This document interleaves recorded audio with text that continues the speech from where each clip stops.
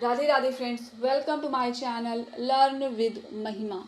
आज की हमारी क्लास का टॉपिक है article 13 of the constitution of India.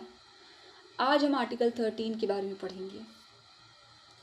Article 13 जो है ना, अगर मैं ब्रीफली बताऊं तो आर्टिकल 13 बात करता है कि जो भी लॉ कॉन्स्टिट्यूशन से पहले के हैं और कॉन्स्टिट्यूशन के बाद के हैं, अगर वो फंडामेंटल राइट्स को वायलेट कर रहे हैं तो वो वॉइड कहलाएंगे, वॉइड डिक्लेयर कर दिए जाएंगे सुप्रीम कोर्ट के द्वारा। तो एक तरह से कहा जा सकता है कि आर्टिकल 13 लीगल स्टेटस बताता है उस लॉ का। अब हम क्लॉज 1 के बारे में बात करते हैं। आर्टिकल 13 4 क्लॉजेज में बटा हुआ है। हम पहले क्लॉज की बात करते हैं। जो पहला क्लॉज है वो बात करता है कि कॉन्स्टिट्यूशन जिस दिन आया था उस डेट से पहले जो भी लॉ थे वो अगर फंडामेंटल राइट्स को वायलेट करते हैं, इनकंसिस्टेंसी में हैं, तो उन लॉ को क्या लीगल स्टेटस दिया जाएगा, तो उन लॉ को वॉइड डिक्लेयर किया जाता है। सॉरी, मैं एक एग्जांपल ले रही हूँ आपके सामने। मान के लीजिए है ही मतलब जो हमारा इंडियन पीनल कोड है 8060, अब ये रिपील कर दिया गया है और बीएनएस पढ़ा जाएगा, लेकिन पहले ये एग्जिस्टेंसी में था। या फिर हम इंडियन कॉन्ट्रैक्ट एक्ट 1872, दोनों में से किसी का भी एक एग्जांपल ले सकते हैं। अगर इन एक्ट में कोई भी सेक्शन या उस सेक्शन में कोई भी क्लॉज में या पूरा का पूरा एक्ट ही ऐसा दे रखा है, ऐसी बातें दे रखी हैं जो फंडामेंटल राइट्स को वायलेट करती हैं, तो फिर वो पूरा लॉ या फिर मान लीजिए कोई सेक्शन है तो उस एक्सटेंट तक, जिस एक्सटेंट तक वो फंडामेंटल राइट्स के इनकंसिस्टेंसी में है, वॉइड डिक्लेयर कर दिया जाएगा। मैं आपको एक एग्जांपल देती हूँ आईपीसी का। आईपीसी में एक सेक्शन है, मतलब है नहीं था, 497 एडल्ट्री। इस सेक्शन को एक केस था जिसमें चैलेंज किया गया था Joseph Shine versus union of India 2018 में। इस केस में सुप्रीम कोर्ट ने इस सेक्शन को वॉइड डिक्लेयर किया था। और इसको चैलेंज किस बेस पे किया गया था कि ये जो आर्टिकल्स 14 है, 15 है एंड 21 है, उनको वायलेट कर रहा है। तो कोई तो बात ऐसी इस सेक्शन में लिखी होगी जो फंडामेंटल राइट्स को वो वायलेट कर रहा है। तो मैं इन ब्रीफ आपको बता दे रही हूँ कि जो भी पिटिशनर्स थे उन्होंने क्यों कहा कि इन आर्टिकल्स का वायलेशन हो रहा है, जो भी इस सेक्शन में लिखा है उसके कारण ब्रीफली बता दे रही हूँ। जब मैं बीएनएस आईपीसी की क्लासेस लूँगी तब मैं आपको इन डिटेल इसके बारे में पढ़ाऊँगी। एक्चुअली बोला गया था कि जो सेक्शन है ये जेंडर बायस्ड है।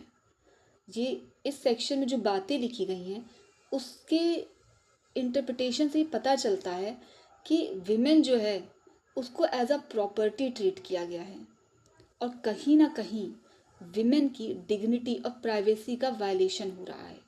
इसीलिए सुप्रीम कोर्ट में ये चैलेंज किया गया था और सुप्रीम कोर्ट ने इसे अपहेल्ड किया था। अब मैं बात करती हूँ आर्टिकल 13 क्लॉज 2 के बारे में। आर्टिकल 13 क्लॉज 2 बात करता है उन लॉज की वैलिडिटी के बारे में जो कॉन्स्टिट्यूशन आने के बाद आए हैं या फिर इन फ्यूचर आएंगे।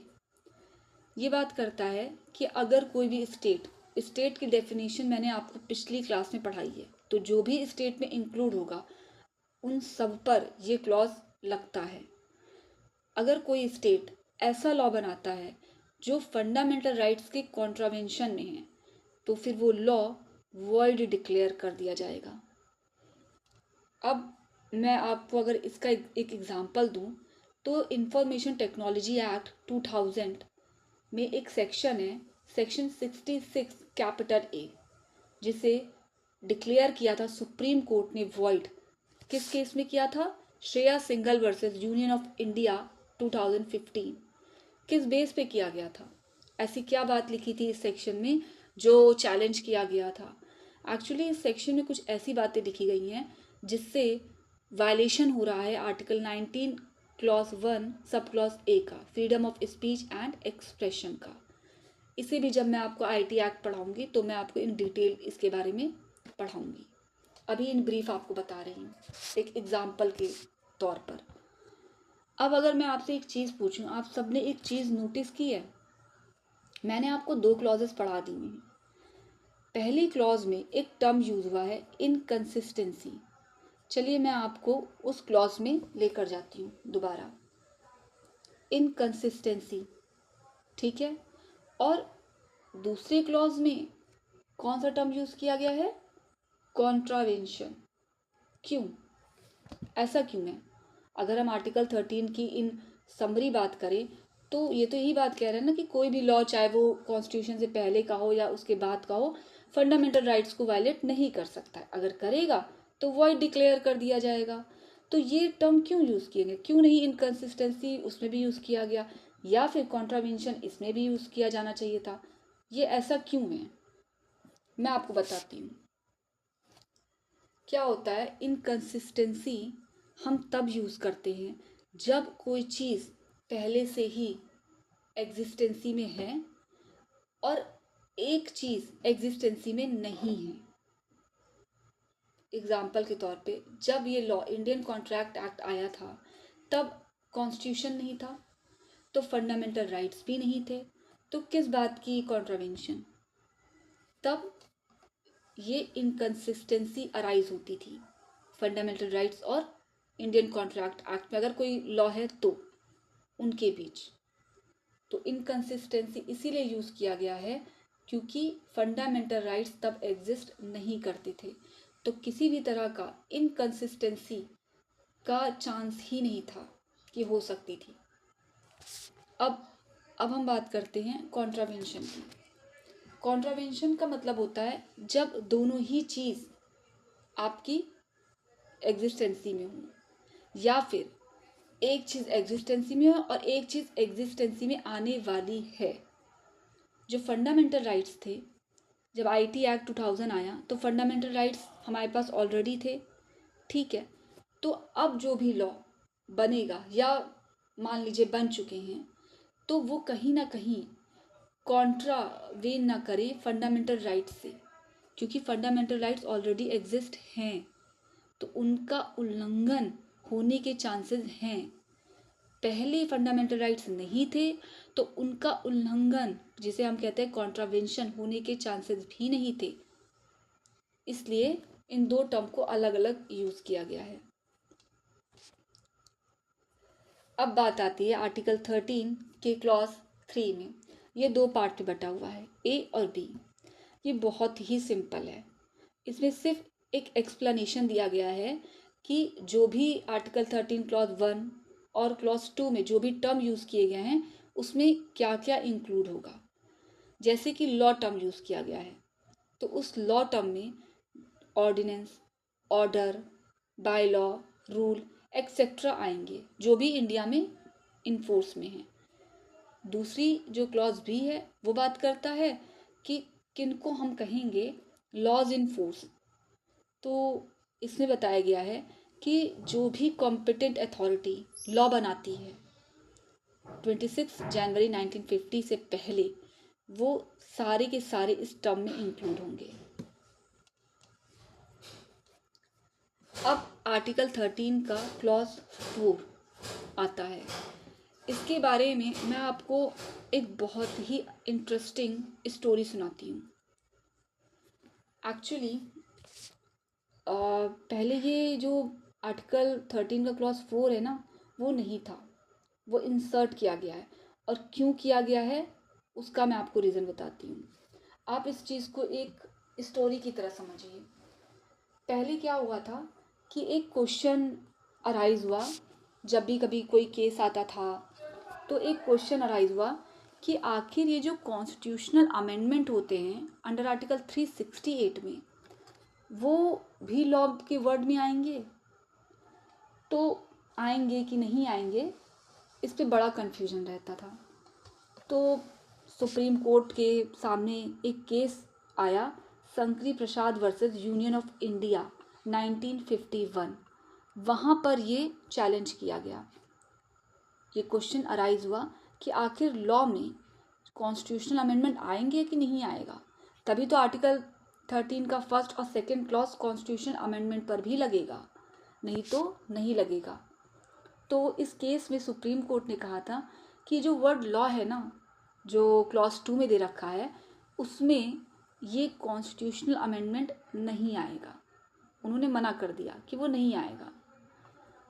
फिर क्या हुआ कि अब फिर से लोगों के अंदर एक तरह की डिफ़िकल्टी आने लगी, क्योंकि बहुत सारे कॉन्स्टिट्यूशनल अमेंडमेंट आने लगे थे।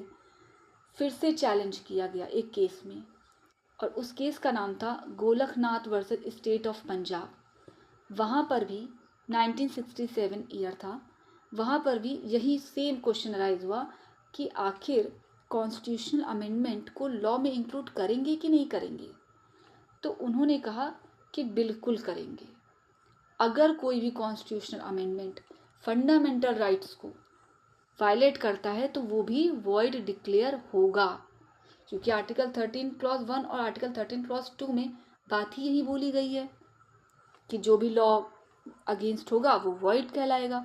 तो कॉन्स्टिट्यूशनल अमेंडमेंट अगर ऐसा कुछ हो जाता है जो फंडामेंटल राइट्स के अगेंस्ट होता है तो वो भी वॉइड होगा। अब जो पार्लियामेंट है हमारी, उन्होंने इस कन्फ्यूजन को दूर किया, क्योंकि अब दो केसेस थे। एक में कहा जा रहा था कि कॉन्स्टिट्यूशनल अमेंडमेंट लॉ में इंक्लूड है, एक में कहा जा रहा था कि नहीं इंक्लूड है।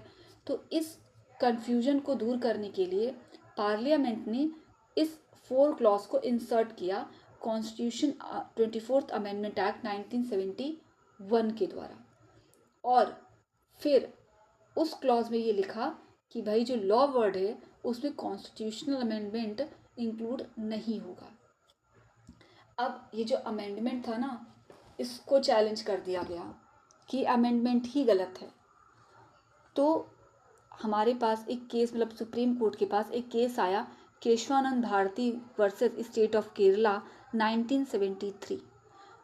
उसमें ये क्वेश्चन अराइज हुआ कि भाई ये जो अमेंडमेंट किया है पार्लियामेंट ने, ये वैलिड है कि नहीं वैलिड है। तो जो सुप्रीम कोर्ट थी, उन्होंने इस केस में अपहेल्ड किया कॉन्स्टिट्यूशन अमेंडमेंट, और उन्होंने कहा कि जो कॉन्स्टिट्यूशनल अमेंडमेंट है वो लॉ नहीं है, वो आर्टिकल 13 में जो लॉ टर्म यूज़ किया गया है उसमें इंक्लूड नहीं होंगे। इसलिए अब जो फाइनल डिसीजन है वो यही है कि जो लॉ वर्ड है उसमें कॉन्स्टिट्यूशनल अमेंडमेंट इंक्लूड नहीं किया जाता है।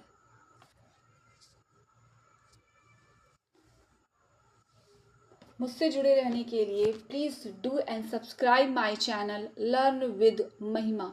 Thank you so much.